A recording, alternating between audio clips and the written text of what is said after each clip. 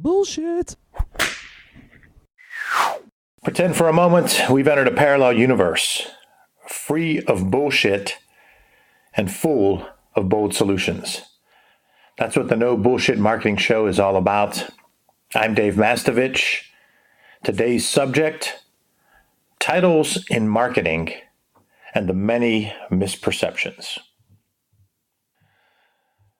Some organizations, typically small to mid-sized companies, use the dreaded combination title. Sales and marketing. She's our VP of sales and marketing. He's our director of sales and marketing. Bob over there, he handles sales and marketing for us. I found companies that combine the two in one title often don't understand the difference between each discipline, or that true marketing includes the sales function as an integral part of overall marketing.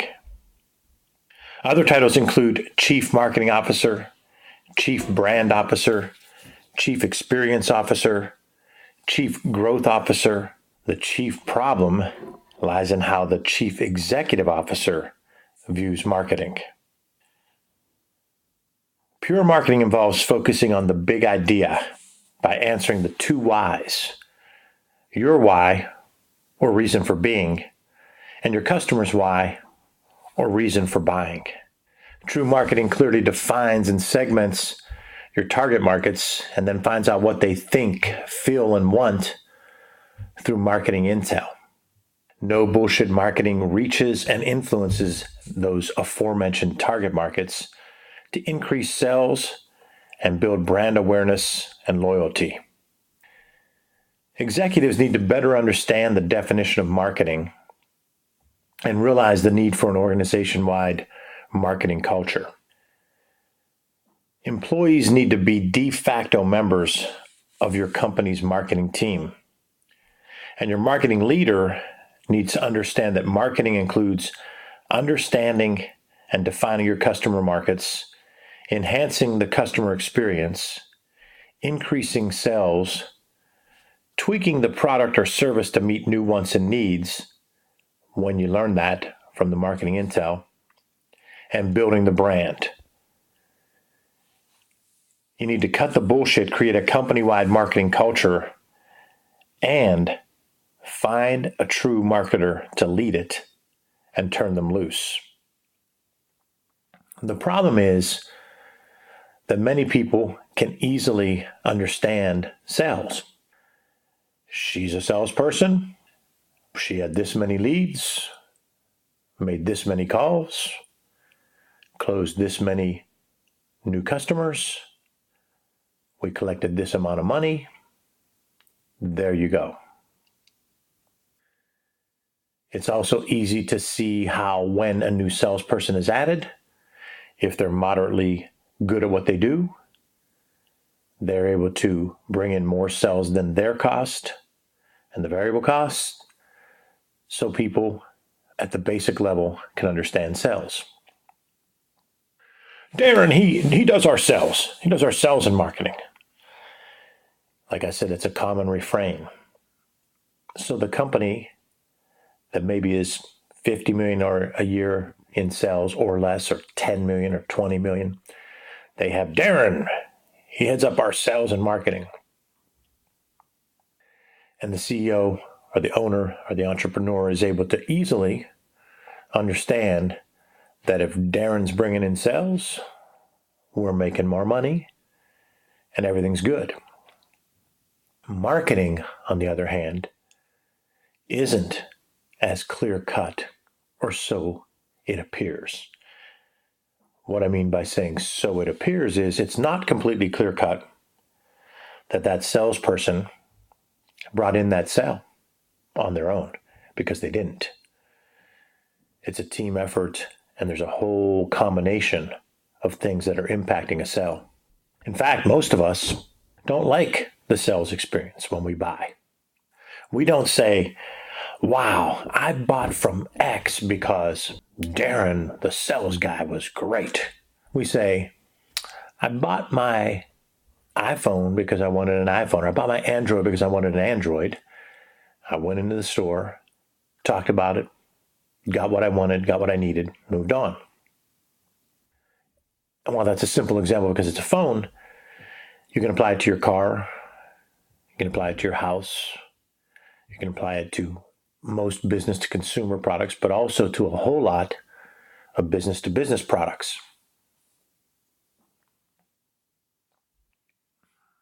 But the salesperson didn't necessarily make it all happen. Sales is critical, it's important, it's vital, it's an honorable career, and companies need to have quality salespeople. They have to have a quality sales plan and lead that sales team and manage that sales team. My point is, a lot of leaders can easily understand sales, but not as easily understand marketing. And as a result, combine the two as sales and marketing, or give too much credit or blame to a sales team or salesperson. Because marketing isn't as clear cut. Marketing, if done correctly, has a lot of variables and does have an ROI metric, multiple metrics. But unfortunately, like most fields, it's not always done well. And the bullshit marketers aren't spending the time on the marketing intel. They aren't spending the time on the target market segmentation and hitting the bullseye. They might be spending some time on the messaging, but often they aren't, and they're more excited about the bells and whistles of creative. When they hear something, if they did do the intel and come back and say, we learned a couple things from our customers and our target markets, the companies often ignore it and don't apply it and don't tweak their product or service so they can give it to them when and where they want it at a price they're willing to pay. And therefore, they don't do real marketing. They do bullshit marketing. And they have a misunderstanding then and give far too much credit or blame to sales and don't understand marketing and just lump it in with sales and marketing. That's a problem that needs fixed because, as I mentioned, your employees have to be de facto members of your marketing team. And the reasons are many, but the overarching theme is one that I say a lot, and that is who you market to is different than who you sell to. Who you market to is different than who you sell to. You don't sell to your employees, but you damn sure better be marketing to your employees. You need to communicate with your employees about your products and services, about what makes you unique, about your why, your big idea, your customer's why, their reason for buying. Because if you don't see employees as a target market, you're wasting a huge opportunity to leverage people that can market for you and even sell for you. And B, you're putting yourself in a predicament in this day and age where employees are able to communicate about the company on a whole range of things. It could be as simple as Glassdoor, where they talk about the boss and they talk about the company as a place to work. It could be that employees are going to be asked by their friends and family about products and services that are created where they work. And they're going to communicate about this online and social media. So if your employees are not de facto members of your marketing team, the message that's going out won't be one that you like. And that all falls under the umbrella of who you market to is different than who you sell to. Another example of who you market to is different than who you sell to is regardless of your type of industry, regardless of your product or service, you have referral sources. And when I bring up referral sources, people often think I'm talking about our healthcare clients, but it's way beyond that. Pretty much every business has referral sources. If it's business to consumer, that referral source might actually be Yelp or something like that where you can get an online review. If it's business to business, that referral source is often somebody who knows what you're capable of doing, doesn't necessarily buy from you themselves, and they recommend and connect others to and with you. So referral sources need to be a target market. We need to define the potential universe of referral sources, look at who is currently referring, find out who is and isn't and why not, and then communicate with those referral sources in an ongoing manner through an ongoing marketing campaign, just as your employees have to have an ongoing campaign of messages targeted to them, for them, and about your company. The same is said for referral sources. You definitely need to have a clearly defined, targeted marketing program towards referral sources with ongoing marketing touches, because who you market to is different than who you sell to. The No Bullshit Marketing Show is brought to you by Audible.com. Get a free audiobook download and 30-day free trial at audibletrial.com/nobs. Try a book like The Subtle Art of Not Giving a Fuck, a counterintuitive approach to living a good life by Mark Manson. You can download it for free today. Go to audibletrial.com/nobs for your free audiobook. Over 180,000 titles to choose from for your iPhone, Android, Kindle, or MP3 player. I like to incorporate pop culture and music and sports into what I do. I've done it throughout my life as a on-air personality early in my career, a writer, coach, mentor, teacher, professor, etc. And so I'm going to do it today. Again, I talk a lot about the sounds of marketing and the sights and sounds of marketing. And what the sights and sounds of marketing is, if you've followed me at all over the years, is when I take a slice of pop culture and I take songs or groups and I apply what they did and what they wrote to the sights and sounds of marketing. And I talk about eras and how different things were happening in different eras, and I apply it to leadership, communication, messaging, and marketing. So the sights and sounds of marketing today is tied to New Edition. New Edition is a group that began in the early 80s, and in their first actual album release was 1983 with Candy Girl.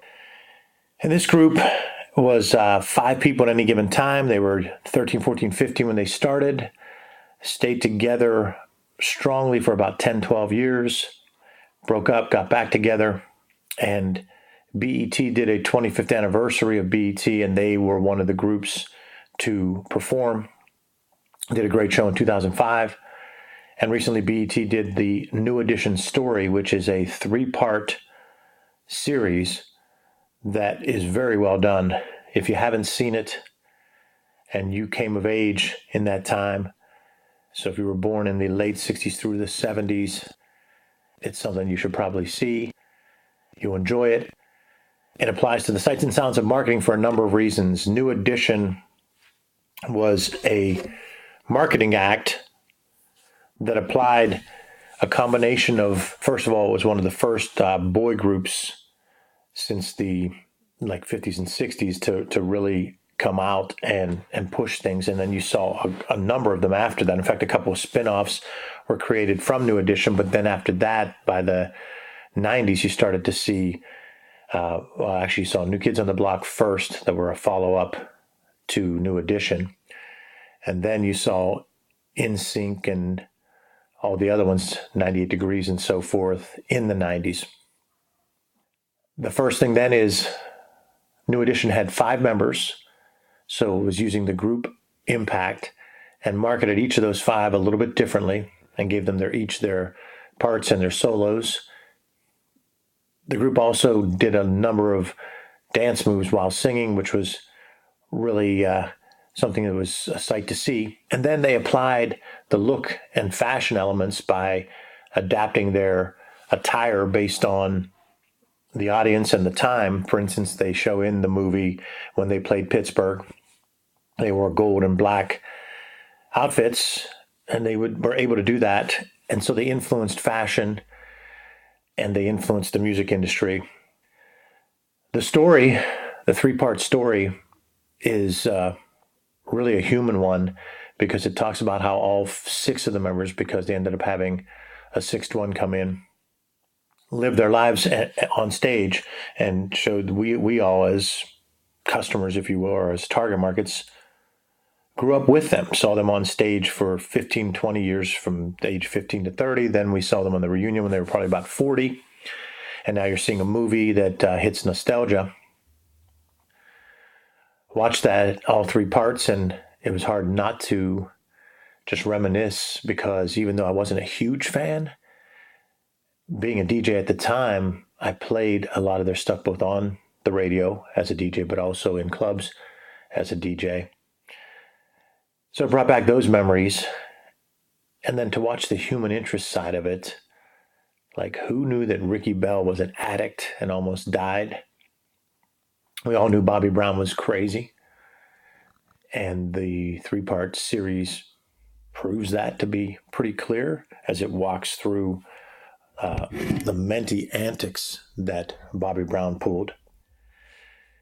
It talks about how Ralph Tresvant was the lead vocalist early, and then Johnny Gill was brought in. And so it was really a story about teams as well. And since this show is about leadership and communication, it rings true on that. So the Sights and Sounds of Marketing for this episode is about New Edition and how they hit it big in 83 when they were 13, 14, 15, and continued to grow. Late 80s, when they were late teens, they tried to shift and do a little bit more serious, not so much serious, but a little bit less of the pop teen thing. But that was what was interesting, is it showed how they changed their messaging and changed their appearance and changed the visuals as they aged to try to stay relevant. It shows how leadership is significant, because they had pretty much a coach who did their choreography, who they brought back every time things weren't going well, proving the seriousness of leadership. And talked about how working together as a team is relevant, and how they had their ups and downs, but when it came through, when they're in their 40s or maybe even 50s now, they were able to stick together and still pull off that BET thing in 2005. And now in 2017, they have a movie which will drive their popularity back, or at least their knowledge base back, of people knowing about them, and probably some of their sales. So the Sights and Sounds of Marketing ties to New Edition and how they changed with the times, changed with their visual appearance, changed their style, their emphasis all over time. How leadership mattered, because they had a person who cared about them deeply, that was Ronnie DeVoe's uncle, who was actually the original choreographer when they were 11 or 12 when they started. They brought him back a number of times, and it was hard not to get emotional when he made his speech in the movie at the wedding of his nephew and talked about how he loved New Edition and loved being a part of them growing up. And as a coach who's had many teams over the years, and you see those teams grow, and then you see them 10 years later, and those kids are adults and they invite you to their weddings and so forth. That's a big thing as a leader. You love that. And that means maybe you made a positive impact. Well, watching that on the movie made an impact on me as well. And it also showed how they kept getting ripped off by the corrupt music business, and how that's a two-way street. 85 to 90% of it is the fault of the corrupt music business, but then a portion is that you've got to be more proactive with looking into things and so forth. But it's just a really compelling story, relevant to us on the Sights and Sounds of Marketing, because they defined their target market early, and they were looking to reach teens. They achieved that. They realized they couldn't sustain it as they aged. And as they began to get into serious relationships, they could no longer be seen as the teeny bopper's dream. So they did what we talk about: tweak your product or service so you can still give it to that new target audience when and where they want it. So the new target audience was the same people as they aged a little bit, to get a little bit more serious with still a love song theme, but not as much a teeny bopper theme. So they showed how they could tweak their product or service over time and adjust it to still give the target audience what they wanted, when and where they wanted, at a price they were willing to pay. So it does show that they clearly defined the target audience. It showed that they tweaked the product based on the marketing intel and market research show that they packaged the product, which is one of the P's in marketing.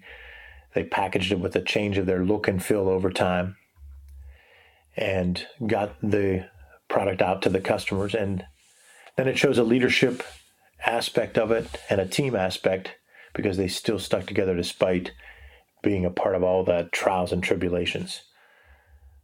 I think if you enjoyed music and you enjoyed coming of age in the 80s and 90s, the New Edition series is an enjoyable series to watch and also to maybe think about differently. Think about how it applies as part of the sights and sounds of marketing. I'm Dave Mastovich. This was the No Bullshit Marketing Show, brought to you by Audible.com.